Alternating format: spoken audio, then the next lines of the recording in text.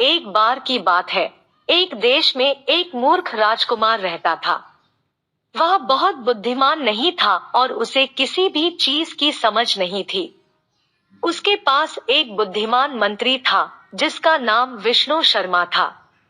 विष्णु शर्मा राजकुमार को समझाने की कोशिश करते थे, लेकिन राजकुमार उनकी बात नहीं समझता था।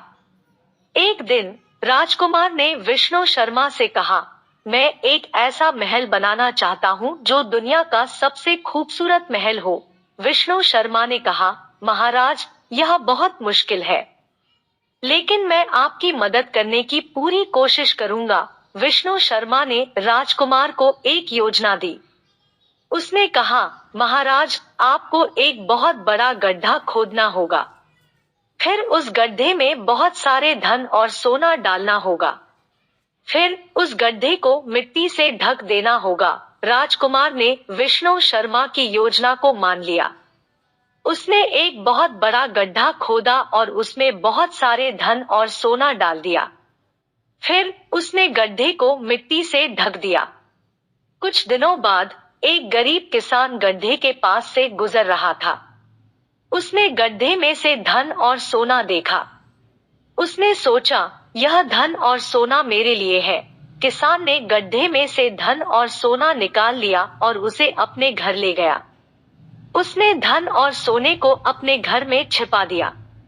कुछ दिनों बाद राजकुमार ने गड्ढे में से धन और सोना निकालने की कोशिश की, लेकिन वह गड्ढे में नहीं उतर पाया।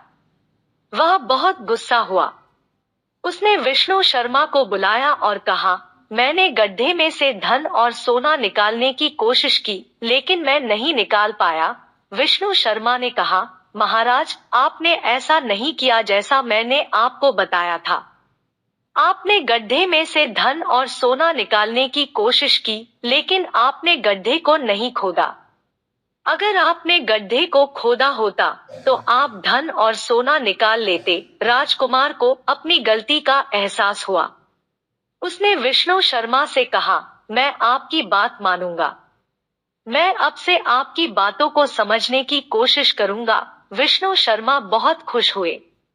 उन्होंने राजकुमार को समझाया कि उसे बुद्धिमान और समझदार बनने की जरूरत है। राजकुमार ने विष्णु शर्मा की बात मानी और वह एक बुद्धिमान राजकुमार बन गया। शिक्षा: इस कहानी से हमें यह शिक्षा मिलती है कि हमें दूसरों की बातों को ध्यान से सुनना चाहिए। हमें दूसरों की बातों को समझने की